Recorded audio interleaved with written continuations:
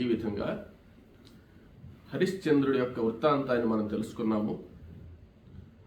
హరిశ్చంద్రుడికి లోహితుడు అనేటువంటి కొడుకు, లోహితాశ్యుడు అంటారు అనమాట. అంతవరకే మనం చూస్తూ ఉంటాం, అంటే లోహితాశ్యుడి వరకే. తర్వాత ఏమిటి అనేటువంటిది మనం తెలుసుకోలేదు. ఆ లోహితాశ్యుడికి వృకుడు అనేటువంటి కొడుకు పుడతాడనమాట. ఆ వృకుడికి పట్టాభిషేకం చేసేసి లోహితాశ్యుడు అరణ్యాలకు వెళ్ళిపోతాడు. తర్వాత వానప్రస్థాశ్రమంలో ఉండి మోక్షాన్ని పొందుతాడు. తర్వాత ఆ వృకుడికి బాహుడు అనేటువంటి కొడుకు పుడతాడు. ఈ బాహుడు అనేటువంటి ఆయన పట్టాభిషేకం చేసుకున్న తర్వాత వృక మహారాజు కూడా అలాగే లోహితాశ్యుడు వెళ్ళినట్టే వెళ్ళిపోతాడు. ఈ బాహుడు పరిస్థితి ఎలా ఉన్నది? సామ్రాజ్య పట్టాభిషేకం చేసుకున్న ఎలా చేస్తున్నాడంటే, కామసుఖ లోభమున, ఈ కామసుఖాలే ఎక్కువ, స్త్రీ సుఖాలు ఎక్కువగా ఉంటూ ఎల్లప్పుడూ కూడా ఈ స్త్రీలతోనే కలిసి ఉంటూ రాజ్యాన్ని గురించి పట్టించుకునేవాడు కాదు. రాజ్య విషయాలే అసలు ఆలోచించడం లేదు. అప్పుడు ఏ సైన్యం వచ్చి మాట్లాడినా, మంత్రులు వచ్చి మాట్లాడినా ఏదో మీరు చేసుకోబండి చూసుకోబండి అనేది ఈయన చేస్తుండే. అప్పుడు ఏం చేశారంటే, హైహయులు, శకులు, యవనులు అనేటువంటి వాళ్ళు ఉన్నారు. వాళ్ళు రాజులే. వాళ్ళు ఏం చేశారంటే, ఈ రాజ్యాన్ని ఎలాగైనా సరే ఆక్రమించేసేయాలని ఒక నిర్ణయం చేసుకున్నారు. నిర్ణయం చేసుకున్న తర్వాత ఈ మంత్రులు, పురోహితులు వీళ్ళందరూ కూడా వాళ్ళ తట్టే ఏమంటే ఈయన మాట వినడం లేదు ఈ రాజు అనుకున్న సమయంలో ఆయన ఏం చేశాడంటే, ఈ రాజులందరూ కూడా ఆక్రమించేసి ఎప్పుడైతే దండయాత్ర చేసి ఆక్రమించాలనుకున్నారో విషయం తెలుసుకున్నాడు ఈయన. ఇక మనకు సహకరించే వాళ్ళు ఎవరూ లేరు, మన సైన్యాలు కూడా మనకు సహకరించే పరిస్థితి లేదని చెప్పి ఆయన ఏం చేశాడంటే, 2 భార్యలు ఉన్నారు ఆయనకు, 2 భార్యలతో కూడా బయలుదేరేసి రహస్యంగా అడవులకు పారిపోయినాడు అనమాట. పారిపోయేసి అక్కడ అడవుల్లో కొంతకాలం ఉండాడు. కొంతకాలం ఉండి ఆయన మరణించాడు.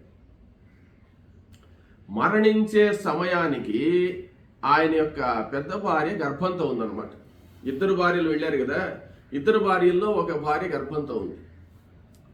అప్పుడు ఏం జరిగిందంటే, ఆమె పేరు యాదవి అంటారు. ఆమె గర్భంతో ఉంది, ఇంకెవరూ దిక్కులేరు. రాజ్యానికి పోయేదానిక అక్కడ రాజులు దుర్మార్గులు ఆక్రమించేసి ఉన్నారు. ఇక ఏం చేయాలా అని చెప్పి ఆమె ఏం చేసిందంటే, గర్భంతో ఉండే ఆమె తన భర్తతో పాటు సహగమనం చేసేస్తామని చెప్పి ఆ సహగమనం చేయడానికిగా చితి పేర్చుకుందనమాట. పేర్చుకొని తన భర్తతో కూడా మరణించాలా అని చెప్పి సహగమనం చేయడానికి సిద్ధమైన సమయంలో ఔర్వుడు అనేటువంటి ఒక ఋషి వచ్చాడు.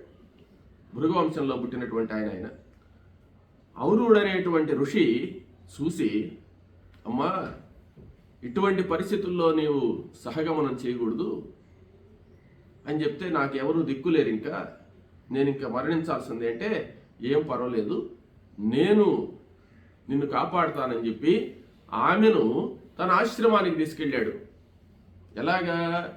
సీతాదేవిని వాల్మీకి మహర్షి తీసుకెళ్ళినట్లుగా తీసుకెళ్ళాడు. అయితే ఇక్కడ జరిగిన విశేషం ఏంటంటే, ఈ భార్య ఉన్నది చూసావా, ఇంకొక భార్య, ఆమెకు ఈర్ష్య. ఏమంటే, ఈమెకే గర్భం వచ్చింది, నాకు రాలేదు, పుట్టబోయేటువంటి బిడ్డ రాజ్యార్హుడు ఈయనే అవుతాడు అనేటువంటి ఒక ఈర్ష్యతో ఆమెకు విషం పెట్టుందన్నమాట. ఆ విషం దేనికి? ఈమె మరణించడానికి కాదు. విషం పెట్టినప్పుడు ఏమే చనిపోవాలి కదా, కానీ ఆ లోపలుండే బిడ్డ మరణించేదానికిగా విషం పెట్టుంది, ఆ పిండం దెబ్బతినిపోయేదానికి. కానీ ఈయన గర్భంతో ఉండే ఆమెను తీసుకొని వచ్చేసాడు. ఆమె 2వ భార్య మళ్ళీ సహగమనం చేసేసింది, ఆమె చనిపోయింది. ఆమె ఎట్టుపోయిందో ఆమె వదిలేసింది అక్కడికి. ఈమెను మాత్రం తీసుకువచ్చాడు ఈయన. తీసుకువచ్చేసిన తర్వాత ఆమె అప్పటి కాలంలో భర్తతో కూడా సహగమనం చేయడమే సాంప్రదాయం కాబట్టి, కుంతీదేవి తన బిడ్డల కోసం బ్రతికితే మాద్రీదేవి ఎలా అయితే సహగమనం చేసిందో అట్లా ఆమె కూడా సహగమనం చేసింది అయిపోయింది. కానీ ఈమెకు పెట్టిన విషం మాత్రం కడుపులో ఉంది. అయితే కొంతకాలం అయిన తర్వాత ఈ ఆశ్రమంలో ఔరుడి యొక్క ఆశ్రమం, ఈయన చవనుడు అని కూడా పిలుస్తారనమాట. ఆ ఔరుడి ఆశ్రమంలో ఉంది. నెలలు నిండాయి. నెలలు నిండిన తర్వాత ఒకానొక రోజు ఆమెకు బిడ్డ పుట్టాడు, కుమారుడు పుట్టిన తర్వాత ఈమెకు, ఈ యాదవి అనేటువంటి ఆమెకు దివ్య జ్ఞానం ఉందన్నమాట. గొప్ప మహాతల్లి ఆమె. దివ్య జ్ఞానం చేత తెలుసుకొని ఉండింది ఆమె. అంటే నా గర్భంలో ఉండేటువంటి బిడ్డ మరణించడానికి గరము అంటే విషం అన్నమాట. ఆ విషాన్ని పెట్టున్నారు అనేది తెలుసు ఆమె. కానీ విషం పెట్టినా కూడా ఆ విష ప్రభావం ఏం చేయకుండా ఈ బిడ్డ పుట్టాడు. కాబట్టి సగరుడు అని పేరు పెట్టాడు. సగరుడు అంటే ఈయనే. ఆ సగరుడు అనేటువంటి పేరు పెట్టిన తర్వాత ఆ విషయాన్ని ఆలోచించే పెట్టిందనమాట. విషంతో పాటు పుట్టినవాడు అని చెప్పి సగరుడు అనేటువంటి పేరు పెట్టారు. ఆయన పెరిగి పెద్ద అవుతున్నాడు. ఆయనకి దిగులే ఉంది. ఇక్కడ ఔరు మహర్షి ఉన్నాడు కదా, వాల్మీకి ఆశ్రమంలో కుశలవులు ఉన్నప్పుడు సకల విద్యలు ఆయన ఎలాగైతే నేర్పించేశాడో వాళ్లకు, అట్లా ఈ సగర మహారాజుకు అన్ని విధాలైనటువంటి వేదాంగాలన్నీ కూడా నేర్పించేశాడు. ఆయన పెరిగి పెద్దవాడవుతున్నాడు. అన్ని విద్యలు ఉపనయనాది సంస్కారాలు కూడా జరిగిపోయినాయి. పెద్దవాడైన తర్వాత అస్త్రశస్త్రాలన్నీ కూడా ఉపదేశిస్తున్నాడు. ఆయన అస్త్రశస్త్రాలన్నీ ఉపయోగిస్తూ ఏం చేశాడంటే ఆగ్నేయాస్త్రము అనేటువంటి దాన్ని ప్రత్యేకంగా ఈయనకు ఉపదేశించాడు. ఈ ఆగ్నేయాస్త్రంతో సర్వసంహారం అంటే ఎవరినైనా చంపేయచ్చు అనమాట. అటువంటి శక్తి కలిగినటువంటి ఒక అస్త్రాన్ని ఈయనకు ఉపదేశించాడు. ఉపదేశించిన తర్వాత ఈయనన్నీ సిద్ధమైన తర్వాత ఎట్లయినా సరే మా తండ్రి పారిపోయినాడు కదా, గర్భంతో మా తల్లి ఉన్నప్పుడు మా రాజ్యాన్ని వాళ్ళు ఆక్రమించారు కదా అనేటువంటి కోపంతో వాళ్ళను సంహరించాలా హైహయల్ని అని చెప్పి ఈయన ఒక్కడే పోయినాడు యుద్ధానికి. ఈయన ఎవరున్నారు, ఇంకెవరు లేరు. ఒకనొక రోజు ఈయన బయలుదేరి ఆ హైహయలతో యుద్ధం చేయడానికి పోయినాడు అనమాట. యుద్ధం చేస్తున్నాడండి. వాళ్ళందరూ కూడా ఒక్క మూకమ్ముడిగా వచ్చేసి ఈయన మీదకి వచ్చేసారు. ఈయన ఒక్కడే భయంకరమైన యుద్ధం చేస్తూ వాళ్ళ మీద ఈ ఆగ్నేయాస్త్రాన్ని ప్రయోగిస్తూ ఆ దివ్యాస్త్రము పేర్మి చేసి పటుబాగా శక్తినుద్రిక్తుడై ఆ దుర్వార బలుండు క్రోధమతి ధన్యం వైచనన్ హైహయచ్ఛేద క్రీడయునర్చి వెండి వరుసంచండాడే తన్మిత్రులంచాదిన్ తండ్రికి కీడు చేసిన అనేక మిత్రధాత్రీషులన్. ఒక్కడే పోయినాడు యుద్ధానికి. ఎలాగా?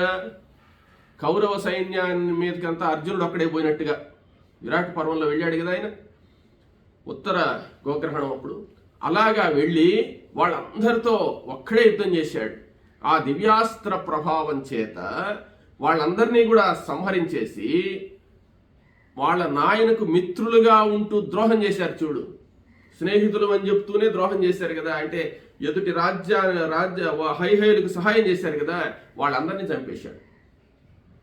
అందరినీ సంహరించేసిన తర్వాత క్రోధ తామ్రాక్షుడైపోయి వాళ్ళ మీద భయంకరమైన యుద్ధం చేస్తుంటే వీళ్ళు చేసేది లేక మిగిలిన వాళ్ళందరూ కూడా కొంతమంది పరిగెత్తుకుంటూ వెళ్ళి వశిష్ఠుడి కాళ్ళ మీద పడిపోయినారు. వశిష్ఠ మహర్షి ఉన్నాడు అక్కడ. ఆ వశిష్ఠ మహర్షి వాళ్ళ గురువే కదా, అయోధ్య నగరంలోనే జరిగింది కూడా.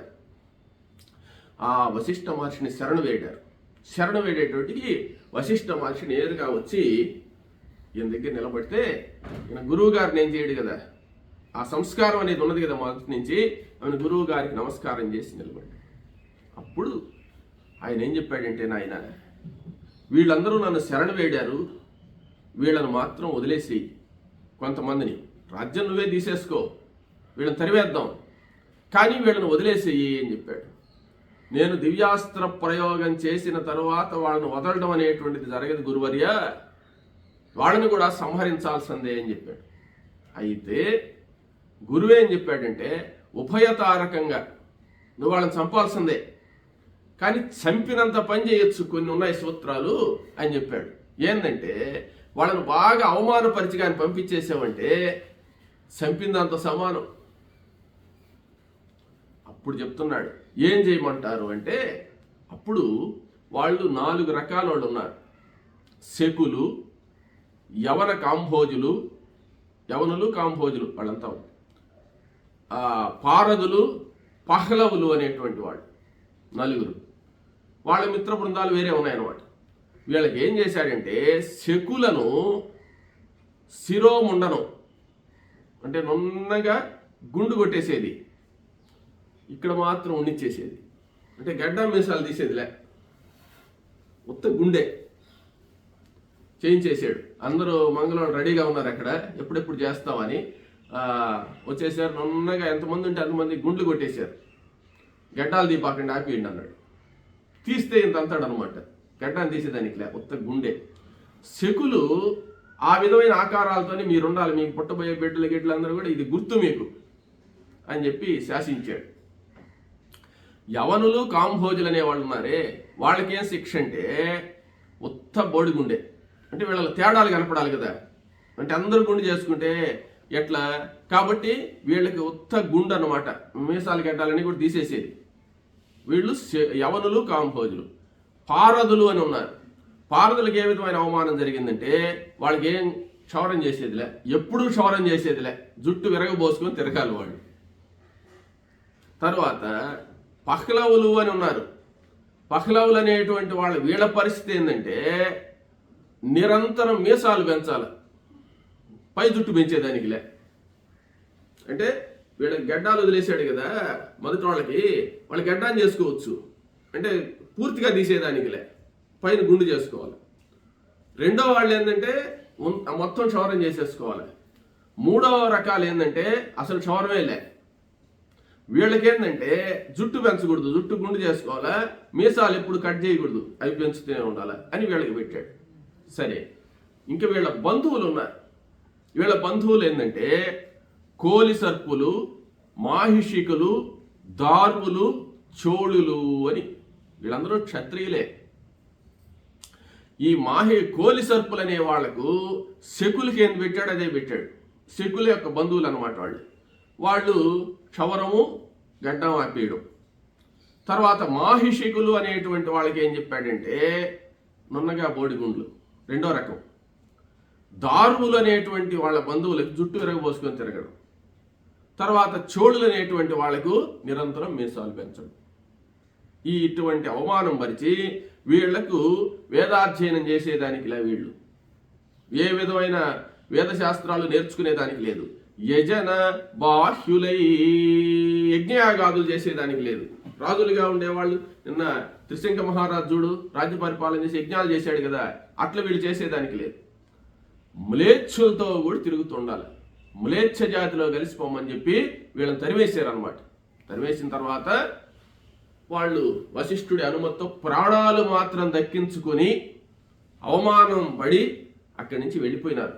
ప్రాణరక్షణ మాత్రం చేశారంతే. వెళ్ళిపోయిన తర్వాత ఆ సగర చక్రవర్తి ఆయన మొత్తం భూవలయాన్నంతా పరిపాలించిన మహానుభావుడు అనమాట సగర చక్రవర్తి అంటే. ఆయన రాజ్యానికి వచ్చేసాడు, వాళ్ళ అమ్మని తీసుకొని వచ్చేసాడు. తర్వాత సామ్రాజ్య పట్టాభిషేకం చేశాడు వశిష్ఠ మహర్షి. రాజ్య పరిపాలన చేస్తున్నాడు, ఇంకింకా పెళ్లి కాలేదు. తర్వాత ఒక శుభముహూర్తంలో ఆయన వివాహం చేసుకున్నాడు.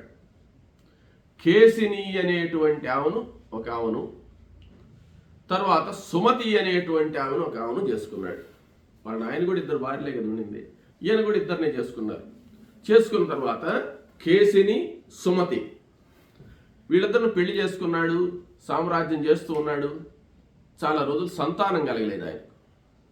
సంతానం కలగకపోయిన తర్వాత ఈయన ఏం చేశాడంటే ఈ భార్యలిద్దరిని కూడా తీసుకొని ఒకరోజు అరణ్యాలకు, అక్కడ ఔర మహర్షి ఉన్నాడు కదా, ఔర మహర్షి దగ్గర చాలా కాలం ఉన్నారు కదా వీళ్ళు, కాబట్టి ఔర మహర్షి దగ్గరికి వెళ్ళాడు అనమాట.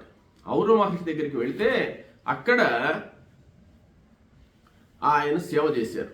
సేవ చేసి మాకు సంతానం లేదు, ఎలాగైనా సంతానం కలిగేటట్టు ఆశీర్వదించండి. అప్పుడు ఆయన ఏం చేశాడంటే దివ్య దృష్టితో చూశాడు. వాళ్ళకి అన్నీ తెలిసిపోతాయి అన్నమాట. దివ్య దృష్టితో చూసి 2 పండ్లు అభిమంత్రించి ఇద్దరికి ఇచ్చి, ఆ పెద్ద భార్య అయినటువంటి కేసినికి వంశోద్ధారకుడైన ఒక్క పుత్రుడు పుడతాడు, రెండో ఆమె సుమతికి మహాబల పరాక్రమ సంపన్నులైనటువంటి బిడ్డలు 60,000 మంది పుడతారు అని చెప్పి ఆశీర్వదించాడు. చాలా సంతోషం. రెండో భార్య అంటే నాకు 60,000 మంది బిడ్డలు, ఇంక ఇబ్బంది లేదనుకుంది. పెద్ద ఏమంటే సరేలే వంశోద్ధారకుడు ఒక్కడు చాలే అని చెప్పి ఆమె అనుకుంది. ఇంటికి వచ్చేసారు, గర్భవతులైనారు. కొంతకాలానికి పెద్ద ఆమెకు కుమారుడే పుట్టాడు, వంశోద్ధారకుడైనటువంటి కొడుకు. తర్వాత ఈమెకేమైందంటే ఒక సొరకాయ మాదిరి ఒక పిండం పుట్టింది. ఆ పిండంలో నుంచి 60,000 మంది వచ్చేసారు. ఆ 60,000 మంది బిడ్డలు పుట్టారు. చూడండి ఇల్లు ఎంత పెద్దది ఉండాలా, ఎంత వసతులు ఉండాలో చూడండి. 60,000 మంది బిడ్డలను వీళ్ళు సాగుతున్నారు. అక్కడ ఒక బిడ్డ పుట్టాడు. సరే, ఈ 60,000 మంది పేర్లు మనకు అవసరం లే, అంటే మనకు 3 సంవత్సరాలు పడుతుంది ఇవన్నీ చెప్పడానికి అనమాట. పేర్లు లేకుండా ఏముండవు, అందరికీ పేర్లు ఉన్నాయి. ఆ పేర్లలో వాళ్ళు కపిల మహర్షి చేత భస్మం అయిపోయినప్పుడు మిగిలిన వాళ్ళు ఒక 2-3 మిగులుతారు. వాళ్ళ పేర్లు చెప్పుకుందాం, భస్మం అయిపోతారు కాబట్టి. ఈ 60,000 మంది పుట్టారు, పెరుగుతున్నారు. ఈ ఒక్కడే పుట్టాడే. ఇక్కడ కొంతమంది ఆశీర్వచనం ఫలిస్తుందా ఫలించదా, ఏంది ఇట్లా ఆశీర్వదించాడని మనం అనుకుంటూ ఉంటాం కదా. ఆయన పెద్ద కొడుకు పుట్టాడు. పెద్ద కొడుకు పేరు మామూలుగా అయితే ఆయన అసమంజసుడు అని పిలుస్తారు. ఆయనకి ఇంకొక పేరు కూడా ఉందన్నమాట. ఆ ఇంకొక పేరు ఏమిటంటే పంచజనుడు అనేటువంటి పేరు. అంటే పంచజనుడు అనేటువంటి పేరు ఉంది, అసమంజసుడు అనే పేరు ఉందన్నమాట. నామకరణం చేశారు. అంటే ఒక్కొక్క వ్యక్తికి 2-3 పేర్లు ఉంటాయి. 2 సందర్భాన్ని బట్టి ఆ పేరు వాడుకుంటాం అనమాట. ఈ పంచజనుడు అనేటువంటి ఆయన పుట్టాడు. భారత రామాయణాదుల్లో అసమంజసుడు అని కూడా ఉందన్నమాట. పుట్టిన తర్వాత పెద్దవాళ్ళు అవుతున్నారు. పెద్దవాళ్ళు అయిన తర్వాత వీళ్ళకి కూడా పెళ్ళిళ్ళు అయినాయి అందరికీ. ఈ 60,000 మందికి ఈ పెద్ద కొడుకు కూడా పెళ్ళయింది. పెళ్ళైన తర్వాత ఆయనకు ఒక కొడుకు కూడా పుట్టాడు. ఆ కొడుకే అంశుమంతుడు అన్నమాట. ఈ అంశుమంతుడు అనేటువంటి కొడుకు పుట్టాడు. కొడుకు కూడా పసివాడు, కొంచెం పెరిగి పెద్ద అవుతున్నాడు. అంతా కుటుంబం అంతా హాయిగా ఉంది. ఆ సందర్భంలో ఏం జరిగింది అంటే ఈ సగర చక్రవర్తి అశ్వమేధ యాగం చేయాలి అనుకున్నాడు.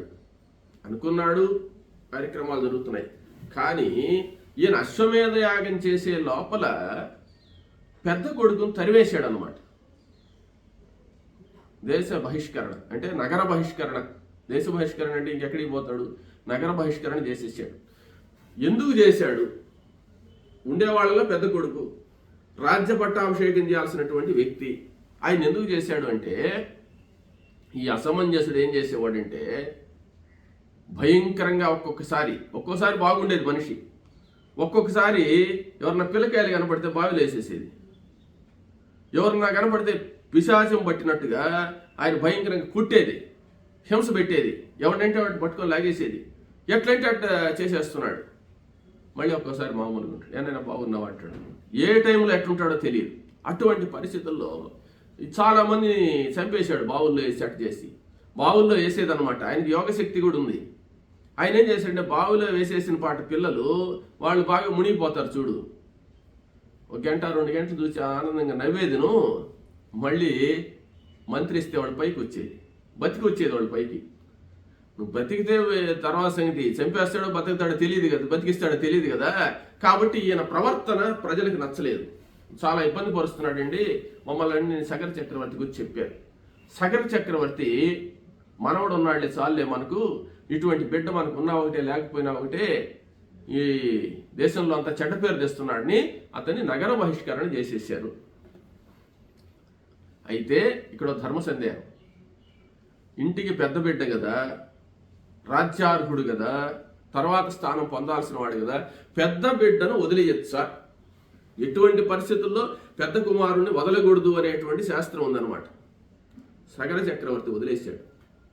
దానికి ఏం చెప్తాడంటే, ధర్మ విరుద్ధంగా ప్రవర్తించేటప్పుడు, అందరి వల్ల చెడ్డ పేరు తనకు వచ్చేటప్పుడు పెద్ద కొడుకునైనా వదిలేయడం తప్పు లేదు అని ఒకటి. నిన్న మనం చెప్పుకున్న హరిశ్చంద్రుడి కథలో కూడా ఒకరు ప్రశ్నించారు, ధర్మేచ అర్థేచ నాతిచరామి, ధర్మేచ అర్థేచ కామేచ నాతిచరామి నాతి చరితవ్య అని ఆ హరిశ్చంద్రుడు అక్కడ ప్రమాణం చేసి పెళ్లి చేసుకున్నాడు కదా. ఎటువంటి పరిస్థితుల్లో నేను కాపాడుతాను, నీకే హాని చేయను అని చెప్పి అన్నాడు కదా. కానీ అటువంటి భార్యను అమ్మేశాడు కదా.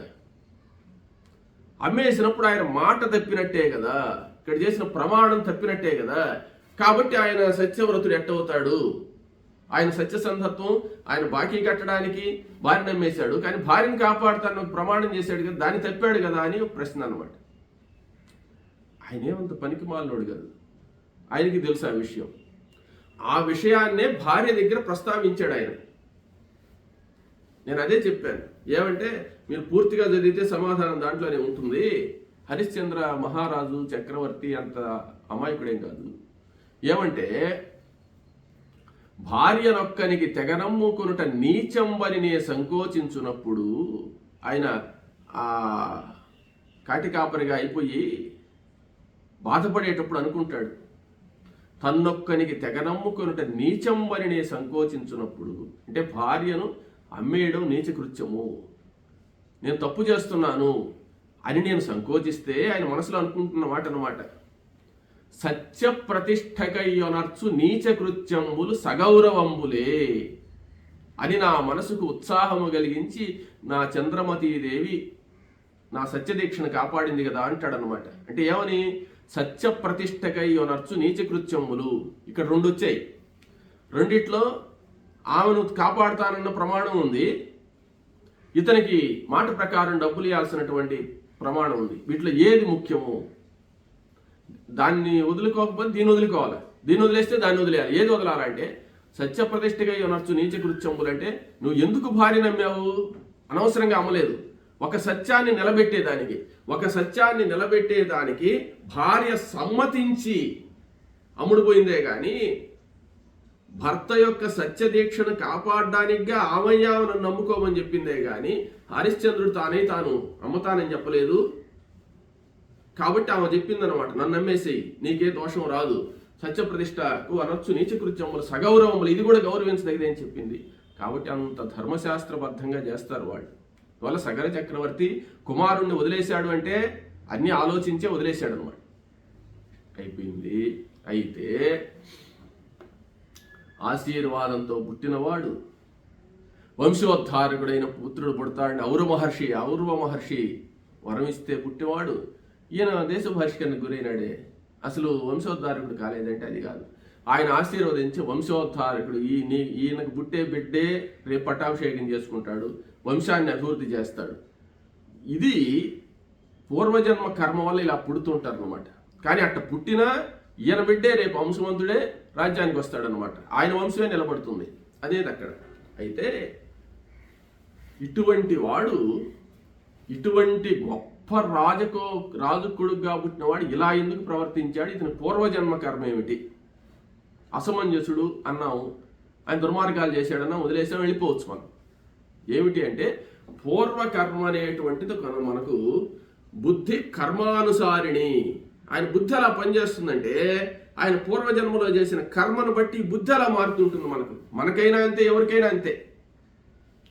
ఈ బుద్ధి కర్మానుసారిణి అనే దానికి ఒకటి చెప్తున్నాడు, బ్రహ్మపురాణంలో ఉండే విషయం చెప్తున్నాను ఇప్పుడు. ఈ అసమంజసుడు పూర్వజన్మలో ఒక గొప్ప యోగి. యోగి అంటే వైశ్య కులంలో పుట్టినటువంటి వాడు అన్నమాట.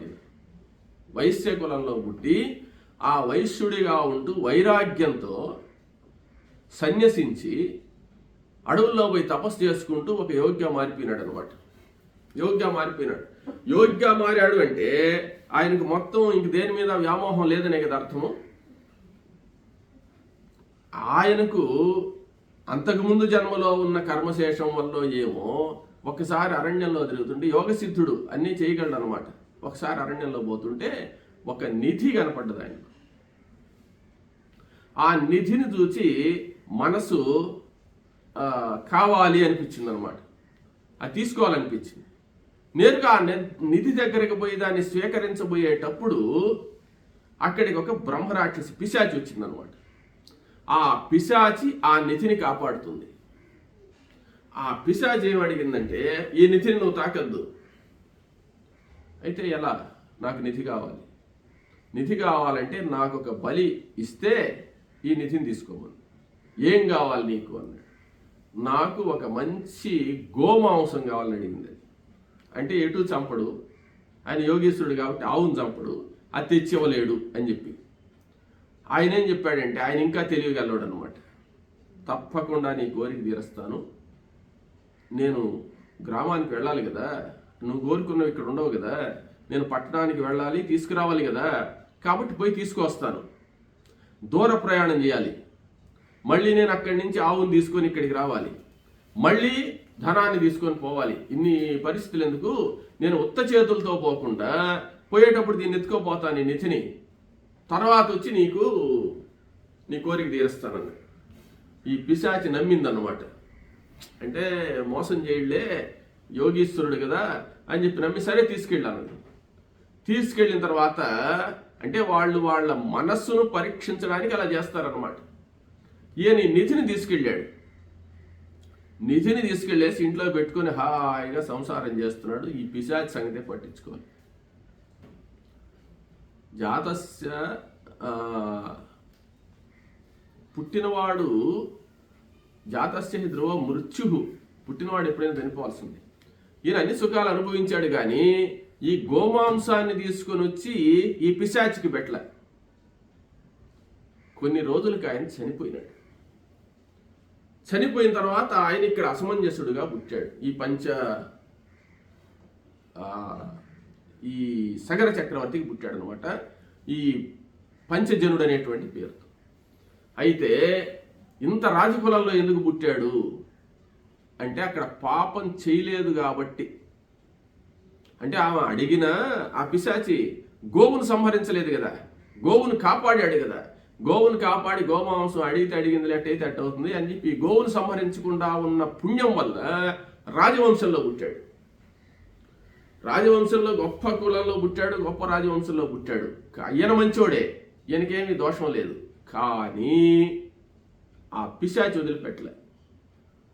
ఆ పిశాచి అట్టే ఉంది కదా, ఆ పిశాచి పుణ్యలోకాలకి ఏం పోలేదు కదా, అక్కడే ఉంది కదా. ఈయన ఎక్కడ పుట్టాడా అని చెప్పి ఆలోచించి ఇక్కడ సగర చక్రవర్తి కొడుకుగా పుట్టాడని తెలిసిన తర్వాత ఆ పిశాచి ఆవహించేదన్నమాట. ఆ పిశాచి వచ్చి ఇతన్ని ఆవహించేసినప్పుడు అతను ఏం చేస్తున్నాడో తెలియదు. అసలు విషయం అది. ఆయన ఏమంటే ఉన్నట్టుండి రాజుగా బాగానే ఉండేది, ఉన్నట్టుండి అదంటే పిల్లకాయలు బావులు వేసేయడం చేసేయడం, ఉన్నట్టు కొట్టడం చేయడం, ఒక 2-3 గంటలు అట్టే ఉంటే మళ్ళీ మామూలుగా అయిపోయేది అనమాట. ఇది పిశాచి ఆవహించినోడు ఎట్ట చేస్తాడో అట్ట చేస్తున్నాడు పనులు అని చెప్పి తరివేశారు అనమాట. కానీ ఆ దోషాన్ని ఎవరు కనుక్కోలే. ఆ పిశాచి మాత్రం నానా హింసలు పెడుతుండింది.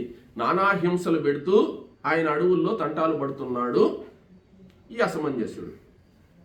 సరే, అంతవరకు ఆయన కథ అయిన తర్వాత ఈయన అశ్వమేధ యాగాన్ని మొదలుపెట్టాడు. అశ్వమేధ యాగాన్ని మొదలుపెట్టి బ్రహ్మాండంగా చేస్తున్నాడు. మనవడు ఉన్నాడు, కొరవ కొడుకులు 60,000 మంది ఉన్నారు. వైభవంగా జరుగుతుంది. ఆ వైభవంగా జరిగేటప్పుడు ఏం జరిగిందంటే, ఒకానొకసారి ఈ అశ్వమేధ యాగం అప్పుడు అనేక సార్లు చేశాడు అశ్వమేధ యాగాలు. ఒకానొక అశ్వమేధ యాగంలో ఈ గుర్రాన్ని వదిలిపెట్టారు. గుర్రాన్ని రక్షించడానికిగా ఈ 60,000 మందిని పంపించాడు కూడా. ఆ విషయం మీకు అందరికీ తెలుసు. అశ్వమేధ యాగం అప్పుడు ఎట్ట చేస్తారనేటువంటిది. ఆ గుర్రాన్ని ఎవరు ఎదిరించేదానికి లేదు.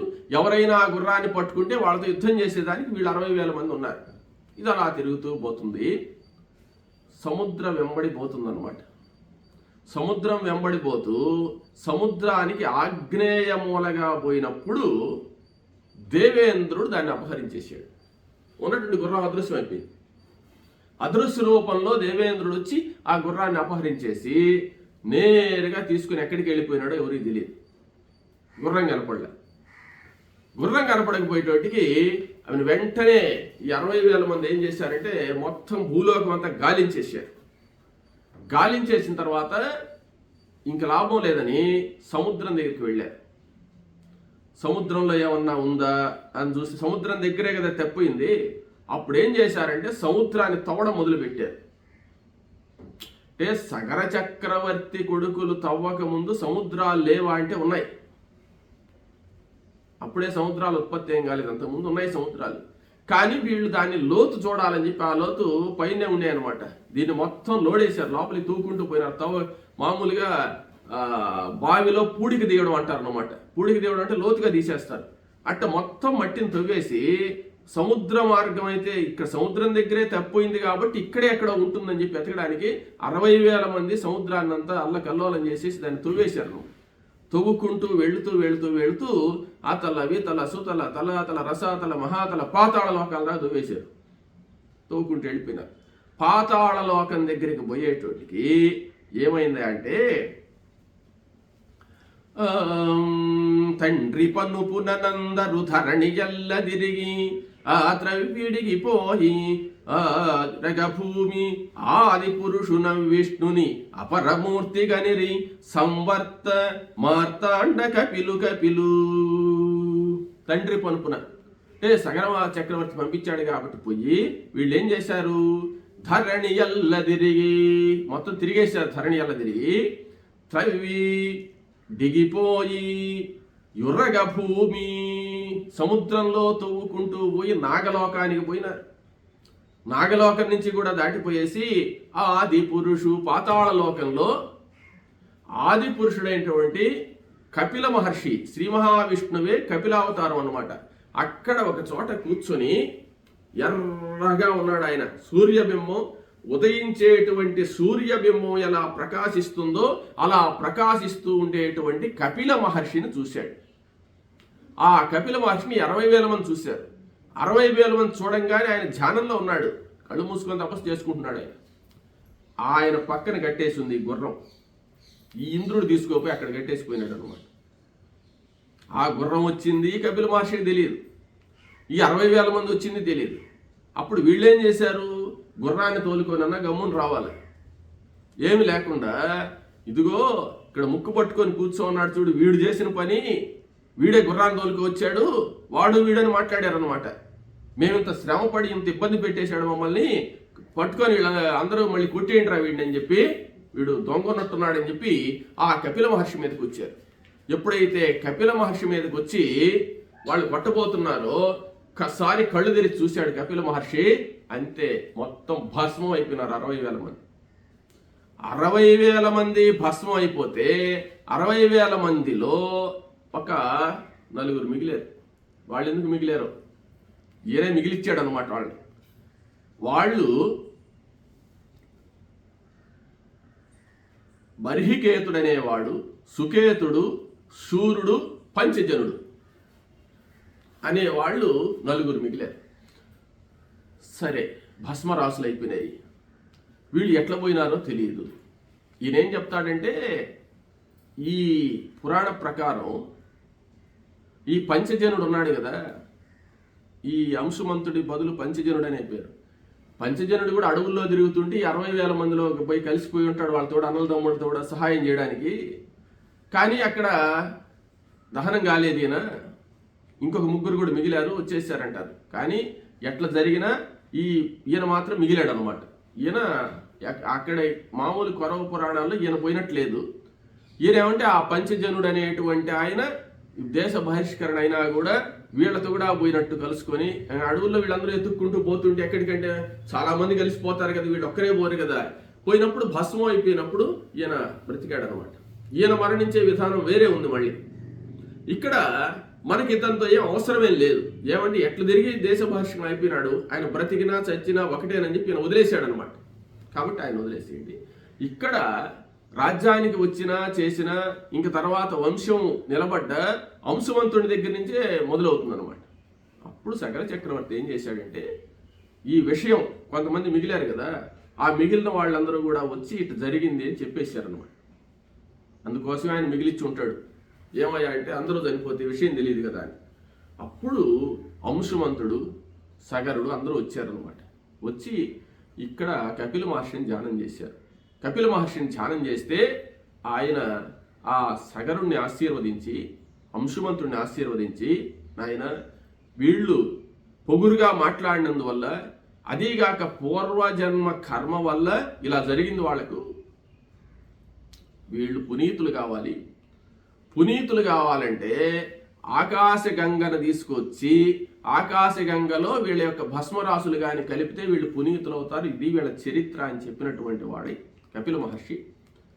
తర్వాత సగర చక్రవర్తిని ఆశీర్వదించి ఆ సాగరం, వీళ్ళు సగర చక్రవర్తి పుత్రులు తవ్వినటువంటి, లోతుగా తవ్వినటువంటి సాగరం ఉంది, ఆ సాగరాన్ని పిలిచాడు అనమాట.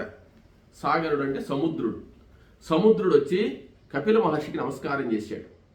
అప్పుడు ఆయన ఏం చెప్పాడంటే, ఈ సగర చక్రవర్తి నీకు తండ్రితో సమానం నాయన, ఈ రోజుటి నుంచి నువ్వు సాగరుడు అనే పేరుతో పిలుస్తావు, సగర చక్రవర్తి పుత్రుడితో సమానం నువ్వు, వాళ్ళు నీకు ఈ జన్మనిచ్చారు కాబట్టి, ఆ సగర చక్రవర్తి పుత్రులే కదా నిన్ను ఇంత పెద్దగా తయారు చేశారు, కాబట్టి ఈనాటి నుంచి నువ్వు సగర చక్రవర్తి చెప్పినట్టు వినాలి అంటే, అప్పుడు ఆయన సగర చక్రవర్తికి నమస్కారం చేసి, మీరు ఎప్పుడు అవసరమైతే ఎప్పుడు పిలిచినా నేను వచ్చి మీ కార్యాలు ఏమైనా ఉంటే చేస్తానని చెప్పి సాగరుడు నమస్కరించి వెళ్ళాడు. ఇదే విధంగా రాముల వారికి కూడా సాగరుడు నమస్కారం చేసిన సందర్భం ఉందన్నమాట, సేతువు కట్టేటప్పుడు. అదేవిధంగా అయిపోయింది, దేవతలందరూ సంతోషపడ్డారు. తర్వాత ఈ యాగాస్వాన్ని తీసుకెళ్ళి మరలా యాగం పూర్తి చేసేసాడు, అయిపోయింది. యాగం అంతా పూర్తి అయిపోయిన తర్వాత ఈ పంచజనుడు ఉన్నాడే అంశుమంతుడు, ఈయన అడవుల్లో తిరుగుతూ తిరుగుతూ తిరుగుతూ ఆ పిశాచి వల్లనే మరణించాడు. పిశాచే చంపేసింది అనమాట. ఆ పిశాచి అంటే పూర్వజన్మలో చేసిన కర్మ వల్ల ఈ పిశాచి వల్ల సంహరింపబడ్డాడు, చనిపోయినాడు. తర్వాత సగరుడు ఏం చేశాడంటే, ఈ సగర చక్రవర్తి ఆ అసమంజసుడికి రాజ్య పట్టాభిషేకం చేశాడు, మనవడికి. ఇంకా కొడుకులందరూ కూడా భస్మరాసులు అయిపోయినారు కదా, వీళ్ళల్లో ఇంకా నలుగురు ఉన్నారు కదా, ఈ నలుగురికి లేదన్నమాట అర్హత. వీళ్ళల్లో పెద్ద కొడుకు అయినటువంటి అసమంజసుడి కొడుకు అంశుమంతుడు, ఈ అంశుమంతుడికి మాత్రమే పట్టాభిషేకం చేసేసి ఆయన కూడా వైరాగ్యంతో అడవులకు వెళ్ళిపోయి తపస్సుకు వెళ్ళిపోయి శరీరాన్ని చాలించేశాడు సగరుడు.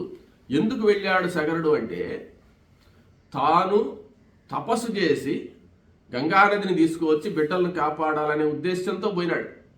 చాలా ఏళ్ళు తపస్సు చేశాడు, శరీరం చాలించాడే కానీ ఫలితం దక్కలేదు. సరే, తర్వాత ఈ అంశుమంతుడు వచ్చాడు. అంశుమంతుడు కూడా గంగను తీసుకురావాలని కోరిక ఉంది ఆయనకు. తర్వాత ఖట్వాంగుడు అని కొడుకు పుట్టాడు ఆయన. ఖట్వాంగుడికి పట్టాభిషేకం చేసేసి అంశుమంతుడు పోయి మరలా గంగను గురించి, గంగ కోసం తపస్సు చేశాడు. ఆయన కూడా మరణించాడు, గంగేం రాలేదు.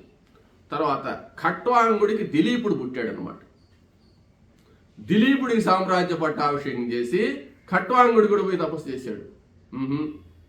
దర్శనం అంటే వాళ్ళకు నిన్న మనం అనుకున్నాం 45 నిమిషాలు బ్రహ్మలోకంలో ఉంటే ఇక్కడ కొన్ని యుగాలు అయిపోయినాయి. అంటే ఇన్ని రోజులు వీళ్ళు తపస్సు చేసినా వాళ్ళకి ఇంకా 1 నిమిషం చేసినట్టు కూడా అనిపించడం లేదు. తర్వాత దిలీపుడు వచ్చాడు. దిలీపుడికి భగీరథుడు పుట్టాడు అనమాట. అప్పుడు దిలీపుడు కూడా భగీరథుడికి పట్టాభిషేకం చేసి దిలీపుడు పోయినాడు, తపస్సు చేశాడు. ఆయన తపస్సుతో కూడా ఆయన కూడా శరీర త్యాగం చేశాడే కానీ గంగ రాలేదు. తరువాత భగీరథుడు వచ్చాడు. భగీరథుడు తపస్సు చేశాడు. భగీరథుడి హయాంలో గంగాదేవి భూలోకానికి వచ్చిందనమాట. అందువల్లే భాగీరథి అనేటువంటి పేరు మనకు వచ్చింది. కాబట్టి ఆ భగీరథుడు ఏం చేశాడంటే, ఏక రథం మీద, ఒకే రథం, దివ్య రథము అని ఉందన్నమాట ఆయనకు. ఆ దివ్య రథం మీద భూలోక సంచారం అంతా చేసి ఎక్కడెక్కడ పరిస్థితులన్నీ కూడా గమనిస్తూ ఈ భూచక్రాన్నంతా కూడా ఏకఛత్రాధిపత్యంగా పరిపాలించాడు భగీరథుడు. ఆయన హయాంలో సస్యశ్యామలంగా భూమి అనేక రకాలైనటువంటి పంటలన్నీ కూడా ఇస్తూ చాలా ప్రజలు బాగున్నారన్నమాట. ఆ భగీరథుడు హయాంలో తీసుకువచ్చాడు కదా, ఆ భగీరథుడు ఏం చేశాడంటే, శృతుడు అనేటువంటి కొడుకు పుట్టాడు ఆయనకు. శృతుడికి పట్టాభిషేకం చేసేసి, నాయనా నాకు వేరే పని ఉంది, మా తాతల కాలం నుంచి చేస్తున్నారు తపస్సు. నేను కొంత తపస్సు చేసి నేను గంగా నదిని తీసుకురావాలి, భూలోకానికి తీసుకొచ్చి మన తాతలందరినీ కూడా పుణ్యలోకాలకు పంపించాలి అని చెప్పి ఈ భగీరథుడు తపస్సు చేసేదానిగా హిమాలయాలకు వెళ్ళాడు. హిమాలయాలకు వెళ్ళి గంగను తీసుకువచ్చేదానిగా తపస్సు చేస్తూ ఉన్నాడు. ఆ తపస్సు ఫలించి భగీరథుడు ఎలా గంగను కిందకి తీసుకువస్తాడనేటువంటి విషయాన్ని మనం తర్వాత తెలుసుకుందాం.